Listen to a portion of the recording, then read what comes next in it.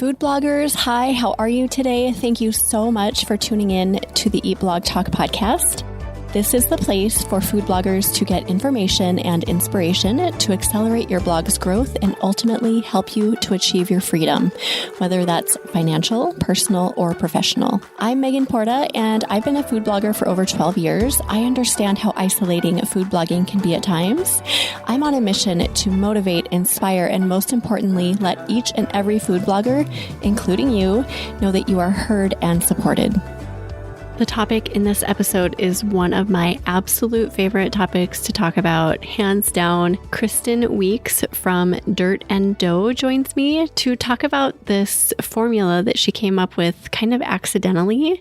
After going through a hard time in her life, she realized that the things that she was doing to get through that time actually ended up making her blog more successful. And a lot of it has to do with just personal development, establishing morning routines, adding fitness into her life, enjoying the process, things like that. This is such an amazing discussion. You're going to love this and be so inspired by this episode and by Kristin. She is an amazing person and food blogger.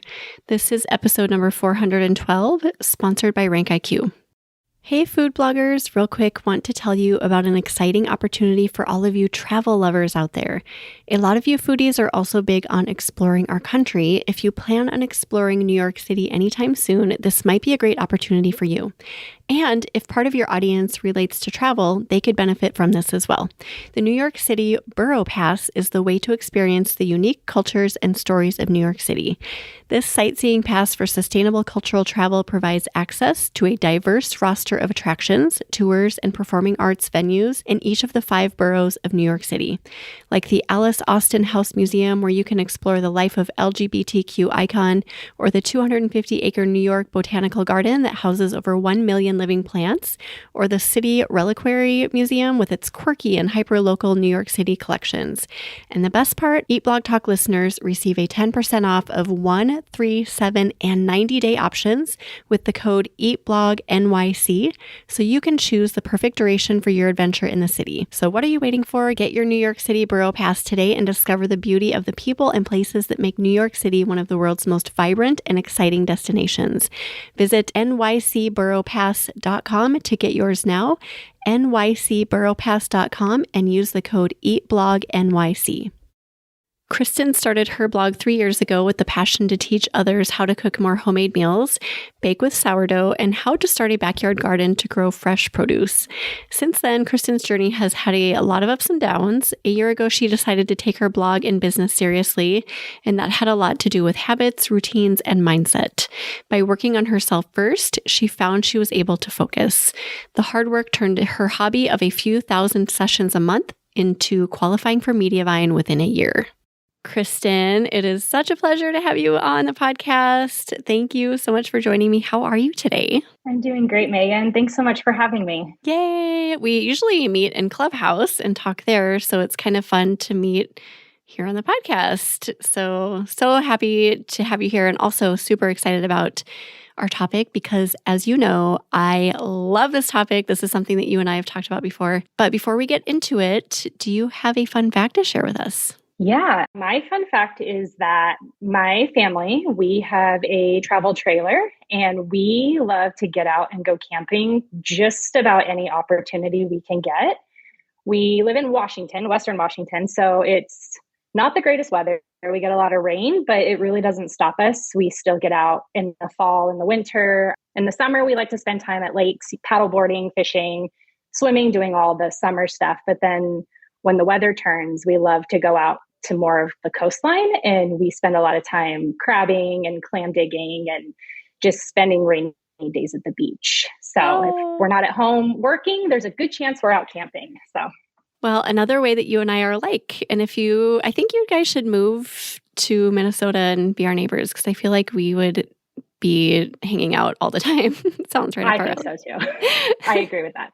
Okay, so I love that about you. I've known that for a while. I love the crabbing too. I'm so intrigued by that and learning more about that. I think that sounds so fun. It is. You should come out to Washington and we'll take you guys out. That would be a lot of fun. Okay, I will take you up on that. I've had blogger friends say, like, Megan, you and your family should. And I'm like, okay. And then I book a ticket. I literally just did this. My friend Monica from the Hidden Veggies was like, both of our sons love roller coasters. So she's like, you guys should come out and we can go to Kennywood. And I said, my husband was right there. And I'm like, should we go to Pittsburgh? And he's like, sure, let's do it. So I'm like, okay, sounds good. We're coming. Oh my gosh. She was like, oh, okay. So yeah, be careful what you offer me. I might take you up on it. And I'd be happy if you did. That's awesome. Okay. Well, I'll be in your driveway in a few weeks. Sounds great. All right. So let's talk about this topic because I love this. And it's just this idea that maybe the answers to not being overwhelmed aren't, like in doing more work or like figuring out different projects, but maybe the answers are in ourselves and figuring out what we need to work on within us in order to find less overwhelm, more success, more peace, more rest, and all of the good things. So, Kristin, you kind of have a story that led you to getting to this point where you kind of accidentally found a great system that worked. So, would you mind talking us through your journey? Yeah, absolutely. So, my blogging journey started back in late 2019, 2020. I have a really big passion for food. I grow my own garden. I make sourdough bread. I love making homemade meals. And so this was a way that I could really share this passion. It started out with just friends and family, but then I realized there were other people that wanted to read it as well. Then in 2020, obviously the pandemic hit, and what should have been a great opportunity for my blog to really take off. I mean, gardening, sourdough, just kind of all of those things that really took off during that time, my blog didn't. And I got really overwhelmed in the beginning with that because I put so much time and energy, and then this topic really took off and I just kind of stayed stagnant and I couldn't figure out why. Once I started kind of diving into what was going on, I realized the course that I had originally taken, there was a lot of incorrect advice on how to set up a food blog, proper SEO, keywords, and I just wasn't doing things correctly. And social media wasn't really in the front of my mind, and all my focus was on my blog. So I realized really quickly that I had done things just completely wrong. And that was the reason I wasn't taking off in Google searches. And then shortly after that, I started finding resources like Eat Blog Talk and other food blogging experts like Casey Marquis, and just really took in all of that information that I could to try to fix my site. And it was very overwhelming, just everything all at once that there was supposed to do. And then while at that same time, I was going through some serious health stuff. I had what's called endometriosis and adenomyosis, and my health was declining very quickly. It's a very progressive disease, and I had gotten to the point that I needed it removed. And so just having the blog, having my kids home from school, taking on the homeschooling. My husband was also a first responder, so that time was just a little extra hard for us just because he was gone for, days at a time. It just started to become too much. And so unfortunately, the one thing that got put on the back burner was my blog. I really had to figure out my health and the disease had gotten to the point where like just managing that alone kind of felt like a full-time job. And it was a lot. And so I decided my family and my health were my number one focuses. So the blog kind of went on the back burner, and I would post every now and then. But as far as fixing it and bringing it to a point where I could get good Google traffic, it wasn't an option at that time. So while I was waiting to have surgery, I really started diving into the idea of personal development. The first book ever that I read was Atomic Habits. Yes. And it just kind of sparked this desire to I've always loved fitness, and it's always been a huge part of my life. But while going through endometriosis, it was more important than ever that I found a good fitness and health routine. And just between that and a couple other health habits I developed, I did all those to prepare me to have the surgery, to get everything fixed and corrected. And then in fall of 2021, I underwent 2 pretty intense surgeries, kind of back to back. And it was a really long recovery. But it was during that recovery that I was able to finally dive into all the things that I needed to do, kind of go over my notes, figure out what courses were next. And I decided then that I was going to give myself a year to really put everything that I had into my blog, because now I was on a really good path with my health.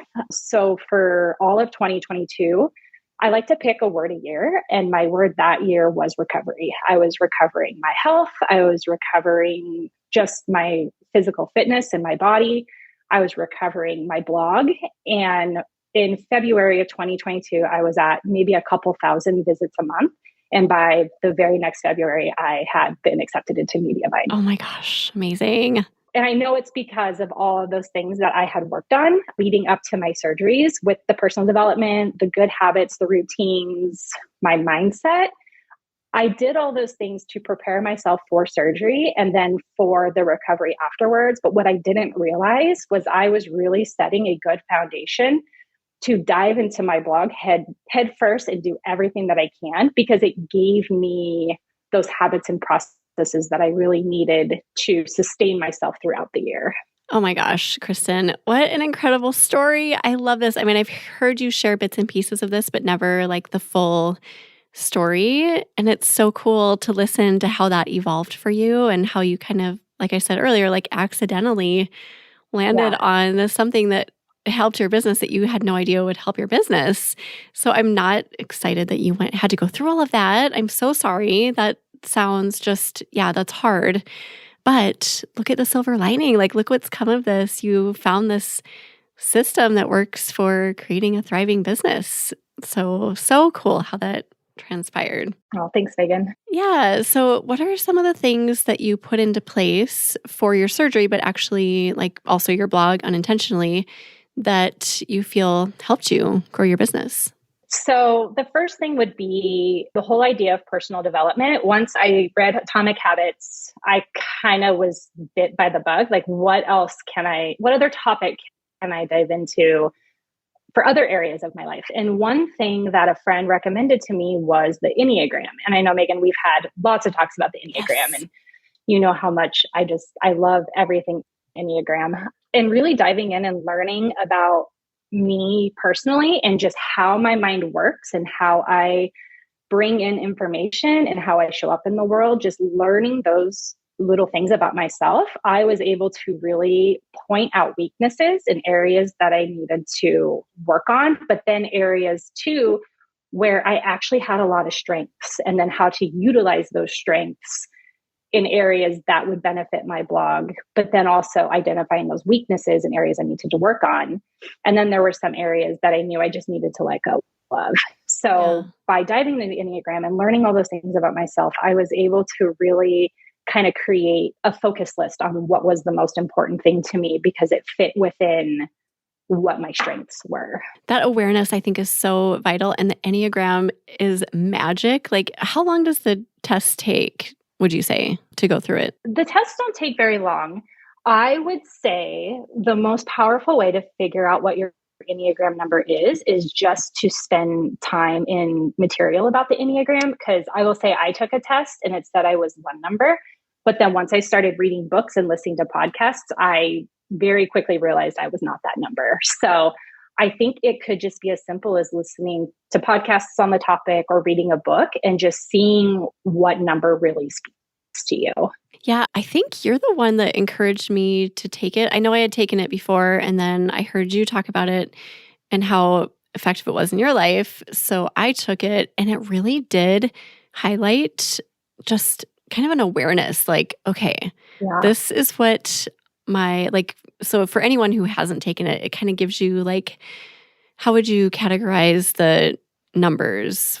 So the Enneagram is a little different than other personality typing tools because it doesn't touch on our behaviors. It touches on our motivation. So every number has a motivation that's attached to it. And the motivation is what drives our number.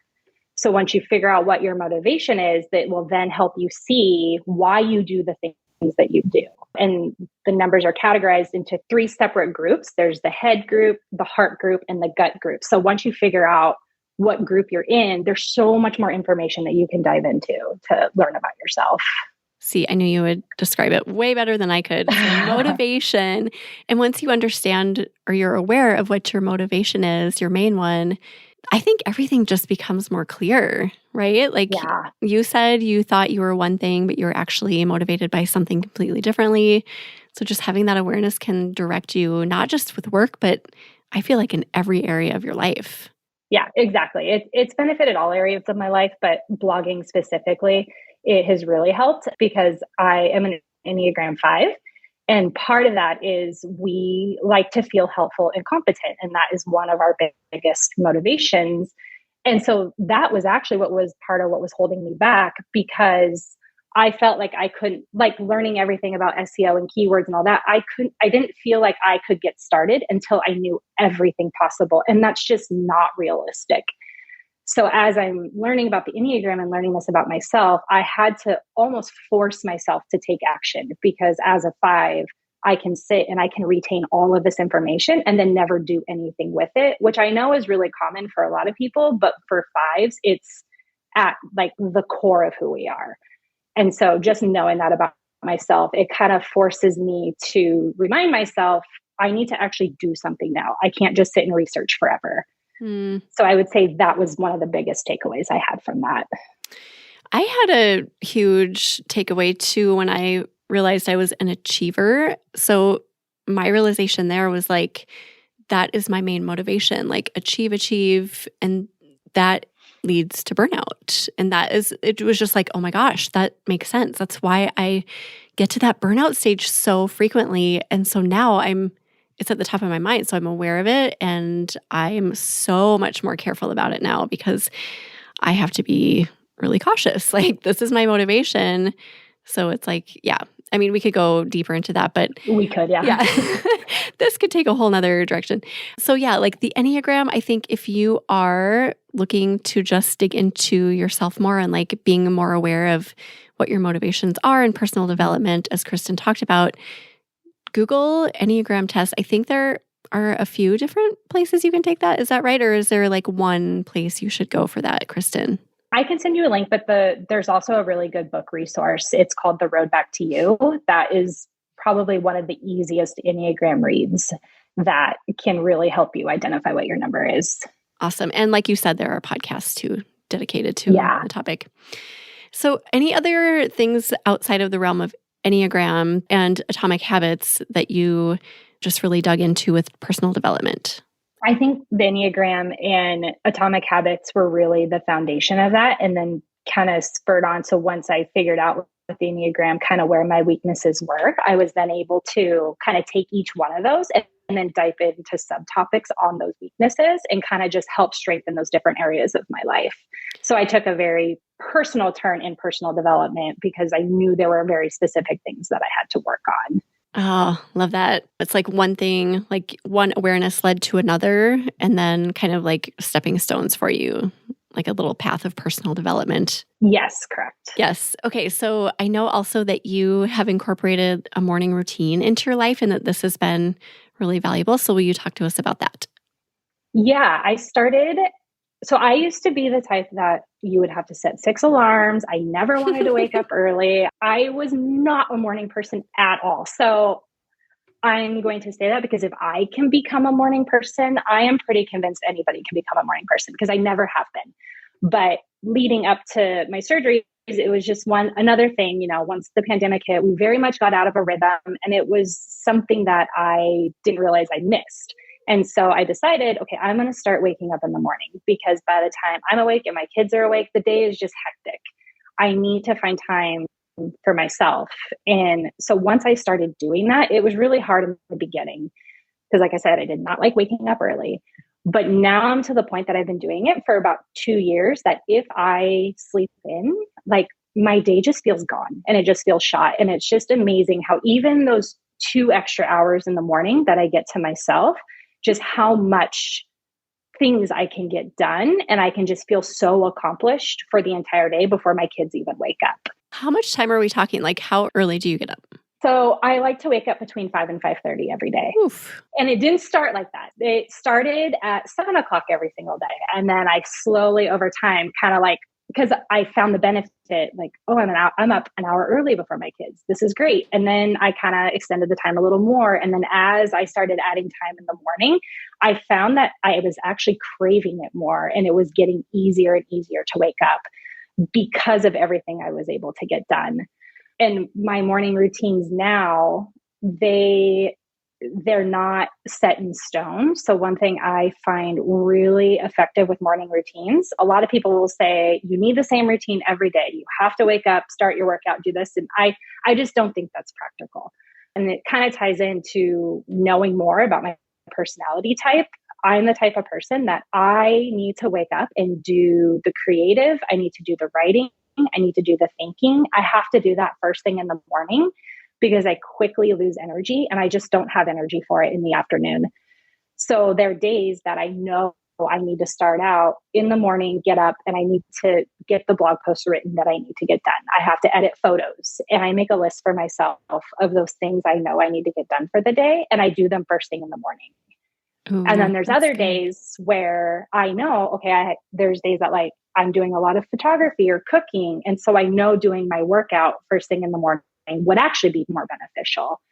So I have found by tailoring each morning to what I need for the day, it just sets my day off on such a good start because I'm either getting that workout first thing to kind of give me more energy to get through the day, or I'm getting all of my thinking and creativity done. And I base it off basically what my day looks like. So it's like an intuitive morning routine. So you're not like, I have to get up and work out first thing. It's more like, yeah, like I think you use this word, tailoring it to what is best for you that day. Customizing it. Exactly. Yeah. Yeah, customizing it. Because, I mean, we're all different. And my perfect morning is getting up and getting my workout done. But sometimes I know that's not realistic because I know I have other things that have to be done. And then now I've moved my workout to the afternoon and it's almost like I get all my work done. And now it's almost like I get a break or I can go for a walk or I can read. And having kind of that reset in the afternoon has also been really nice.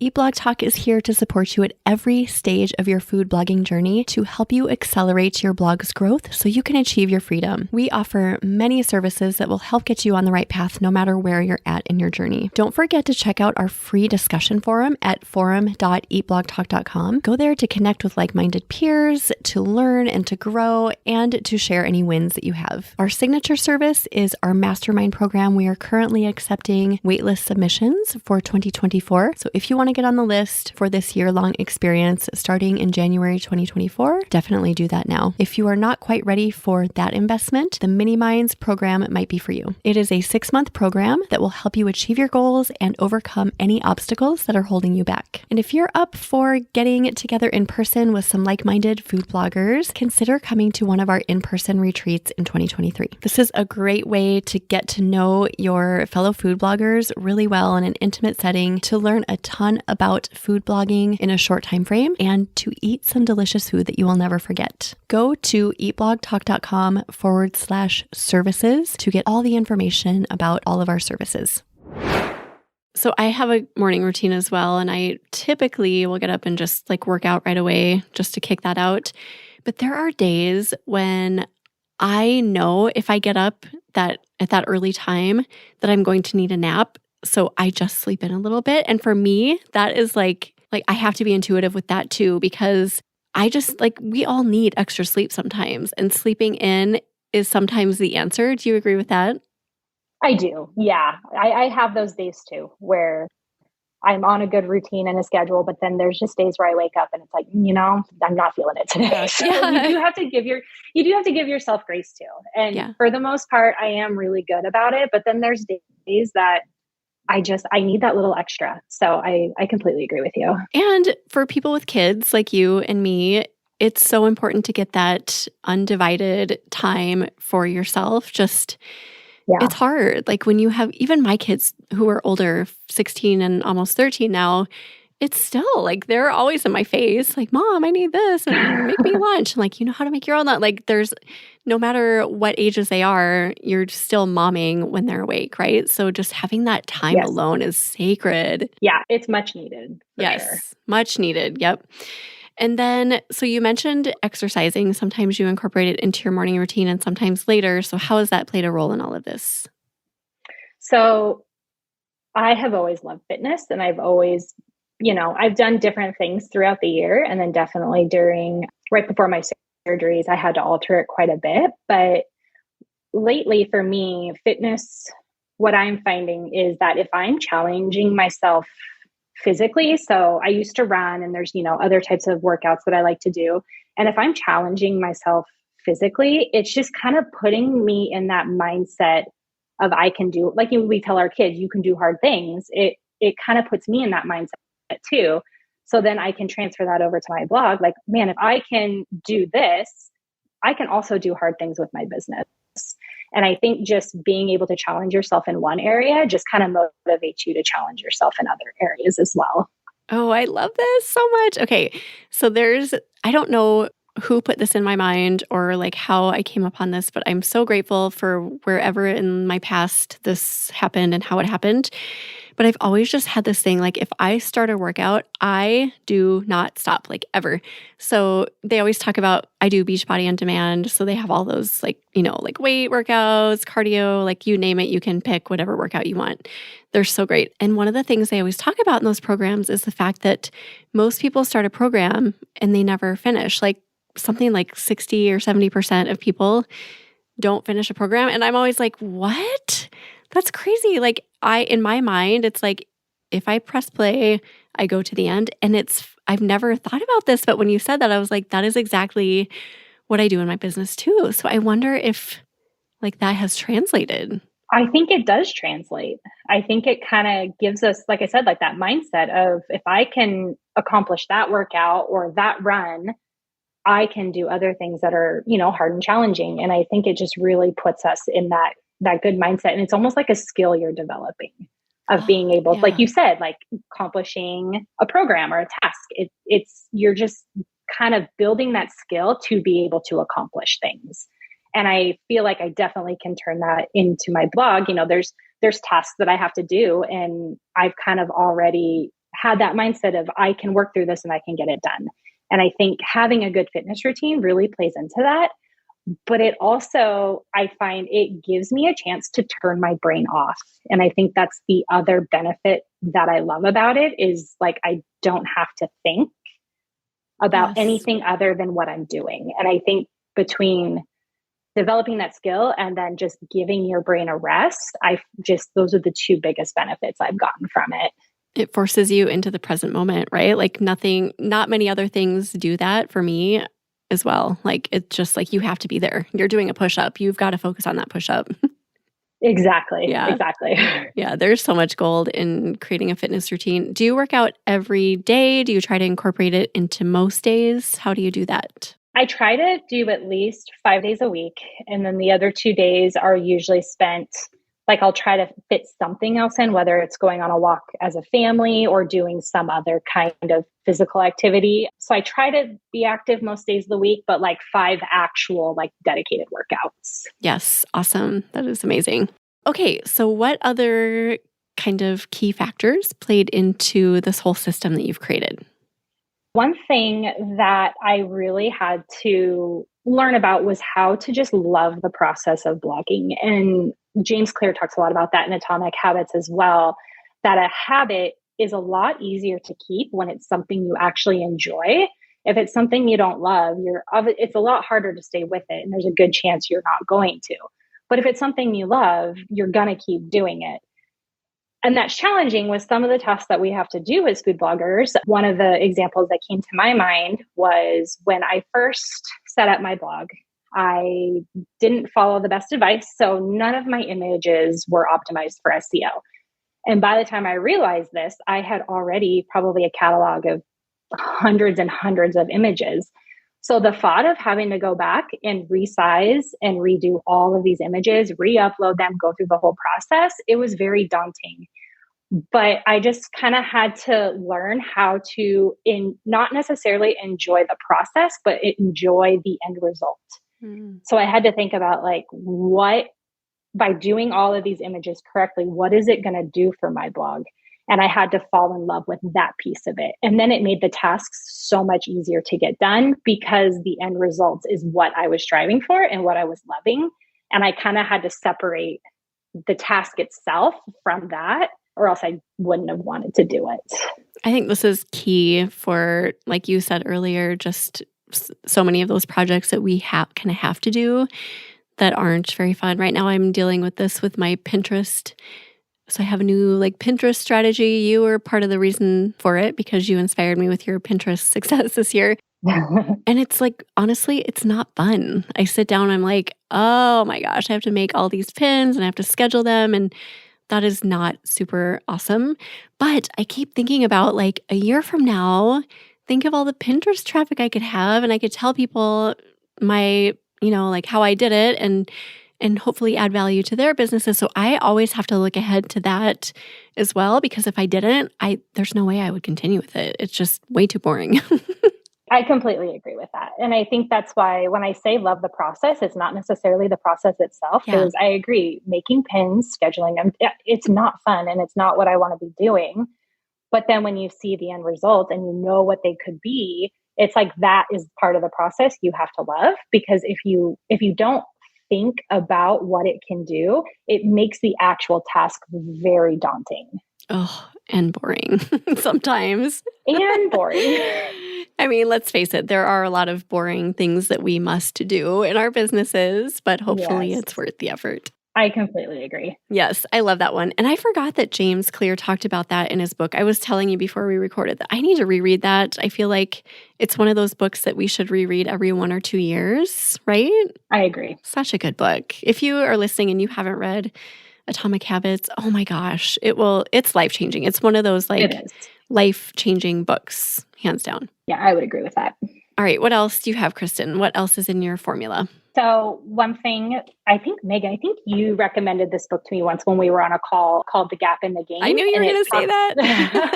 And it talks about how you have to switch your mindset into, we all set goals. We want this kind of traffic or make this kind of income. But if you're so focused on the goal and you're forgetting what actual gains you're making along the way, you kind of lose sight of everything. And so one of my biggest tips is just to celebrate every victory and every milestone. Because where you are now may not be where you were a few months ago. And I have to always remind myself and go back and look, I only had a few thousand visitors just last year. And I need to celebrate where I'm at versus thinking, but I still have so much further to go. Because the gain that I've already made is something that's still worth celebrating. And I think that is what I see a lot with people. They're so focused on their end goal that they forget that they're actually making progress along the way. And that's what needs to be celebrated. Always, right? I mean, there's always progress being made all the time that we discount or we don't see. We don't pause to take a moment and reflect on it and acknowledge it. And not just in our businesses, but I feel like this applies to your whole life. Where were you a year ago? With, I don't know, we paid off our windows in our house. I'm oh my gosh, we paid off our windows. We got this just massive bill one day and now it's gone. And so just reflecting on those things can be so powerful. Yeah, I completely agree. There's areas with my workouts in the gym and stuff that I still get frustrated with that I'm not progressing. But then I have to remind myself before surgery, my the endometriosis had gotten so bad, I physically couldn't do any of these. And now I'm not doing it to the capacity that I want, but I'm still able to do it where a year ago that wasn't even an option. So I think the same thing goes with our blogs. I see people get so, I'm not here yet, I'm not there, but also look at where you're at. And I think that is so important to take into account. So that book you mentioned, The Gap in the Gain, I say the same thing about this book that I do about Atomic Habits. Life-changing. Those 2 books are the top 2 books I recommend when people ask me, what books should I read for mindset and growth? Those 2 for sure. Yeah, they're both amazing. So if you haven't read that one either, go get that. And I am not associated with either of those authors. I promise. They're just really amazing books. Oh, I wanted to say one more thing about that. So the celebration thing, I got this idea from a podcast recently, and I haven't implemented it yet, but I thought it would be really cool to set aside one day a month, whether it's a lunch date with my husband or a dinner date or something, and just reflect on the successes from the month. And just we can't talk about goals or business going forward or kids or anything. We just look back and we talk about all the good things that have happened in the past month. I love that idea, and I'll report back how it goes when I actually do it. Yeah, I want to hear about that. That sounds like such a great idea. Yeah, maybe we can touch base on Clubhouse sometime and chat about that there. What else do you have as some other parts of your formula for success? I would say one of the biggest things that I did once I decided, yes, I'm going to go all in, do everything I can, was to find a community. And that was about the time I started listening in on the Clubhouse chats. And just the takeaways each week were amazing. And it was like, I can implement a point at least once an episode. It was, I can implement something today. And I just started taking all those little takeaways and they just kind of, chipping away at things. And I really think that that was a big key to my success, was just learning from other food bloggers. And then when we did the Enneagram talk, that was fun to also share, my piece of information and how that has been, super helpful for me. So I think just finding another group of people to go along the journey with, I think there's such value and power in that. Oh, I'm so glad that you started coming into Clubhouse. You've added so much value there. And I totally agree that, it's like such a safe space. I try to really protect like our time, but also like topics and the vibe and everything like that. But it's like such a good place to come together and just talk about our really weird jobs that we have. Like nobody else understands this. So to come to a group of people that gets it and just having that ability to be open and share things. You shared recently like this Pinterest strategy, and that affected me in a positive way and other people. So, you don't necessarily think you're going to affect people by mentioning some little thing about your mindset or business, but it can really trickle down and have a huge effect. And it's like 1 hour of your week that you just go and you can just listen. So why not, right? Right, exactly. And I think it ties into my last point too, because when I got to Mediavine, the second I got the email, jumping into the Instagram chat and telling everyone there, and the responses I got, even when I share it with my family now, nobody has a sense of what that even means or what it is. But I had this group, you and, everyone else in there, that the outpouring of support, it was overwhelming. And it was like, if I didn't have that, I kind of would just be sitting in my own little bubble, but being able to share it with a group of people that understand, it was a great experience. Yes. Oh my gosh, that's so true. Yeah, we were like, this is amazing. But someone in your real life would be like, oh, Kristin seems excited about this. So nice work. But they don't, like you said, they don't truly understand the gravity or like all the work and energy and love that went into getting you there, right? So just to feel understood, I think. Yes, exactly. Okay, what else? Is there anything that we're missing? One other point I would put in, just because I feel like this was a crucial part of my story, I would say invest in yourself. I feel like anytime I pour something new into this business, it has always paid off. Like a new course I would take, or a new subscription service, or anything that other food bloggers are saying that's working for them. Anytime I invest in it, it has paid off for itself. And so I feel like really investing in yourself and your business is so crucial. And with that, I would also say, make sure you're investing in the right things, because I have definitely, I took a course in the very beginning, and just the advice that was given, I'm still cleaning up my site from it. Oh. And I know there's still a lot of work that needs to be done. And so I would say, do your research and make sure it is something that's tried and true and tested, and that other food bloggers would recommend, because there's a lot of bad advice out there as well. So if there are some newer bloggers listening, I know this is a big topic. So if somebody's listening and they're like, this sounds great, I do want to invest in my business and myself, but I really have no idea where to start, what would you say to that? I would say diving into podcasts like these, because you do interview so many guest experts, anything, from Casey Marquis or the Top Hat Rank, crew, or even I took Cooking with Keywords with Alika, and that definitely did change my keyword game. So I would say the podcasts are a great way to start, because there are people who are just successful themselves, but they're teaching so many other people how to be successful as well. And they're free. Podcasts are and they're free. Totally free. Yes, exactly. And going back to your Atomic Habits and The Gap in the Gain, I think reading through some really good business books like that can actually kind of guide you to other things too. Oh, yeah, I do want to dig into this part of my, one thing kind of leads to another. I think we touched on that earlier too. Yeah, All right, what have we missed? Is there anything else? This is such great information. I feel like I could talk to you forever about all of this, but I just want to make sure we don't miss anything. Yeah, I would say my final point, just to kind of wrap up all the others, is, don't give up, because I think there's plenty of times, within my blogging journey that I definitely just wanted to throw the towel in. I was overwhelmed. I was stressed. I didn't understand what to do. But as I invested in myself and I, was taking in all the information and I was making slow changes, those slow and small changes do eventually add up. And you never know what the last change is going to be that's going to just push you over the edge. I was sitting at around 20 to 25,000 sessions a month. And it was just a couple of web stories and a post that just absolutely pushed me over that edge. And it got me to that 50,000 mark.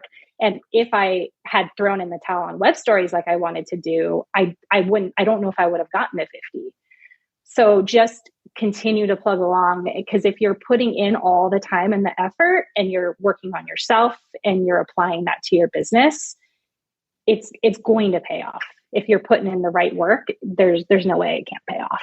Kristin, this is gold. Seriously, this is going to be a super popular episode. I feel like this is the magic for your success. Like, this is the formula right here. This is it. So just so appreciate you and everything you've shared. And again, sorry you had to go through your journey that you did with your surgeries and everything. But I'm really glad that it led you to all of these realizations that you've had, because we can learn from you, and just thank you for all of that. Thank you, Megan. Thank you for the opportunity to share. Yeah.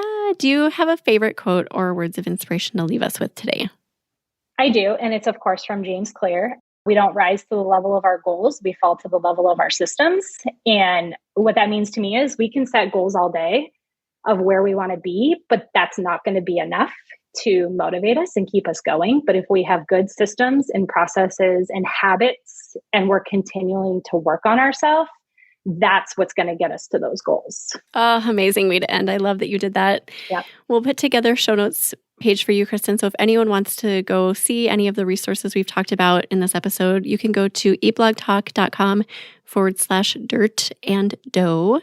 Tell everyone where they can find you, Kristin. Yeah, so my website is dirtanddough.com. That is where I am the most active. And my Instagram is dirt.dough. And join us on Clubhouse sometime. We meet the first and third Thursdays of every month at noon Eastern for 1 hour. We have great conversations, like we talked about, so many takeaways, but mostly just that community. So if you don't know how to join us on Clubhouse, send me an email and I'll tell you, and we'll see you there. But thanks again, Kristin. This was amazing. And thank you for listening, food bloggers. I will see you in the next episode. Thank you so much for listening to this episode of Eat Blog Talk. If you enjoyed this episode, I'd be so grateful if you posted it to your social media feed and stories. I will see you next time.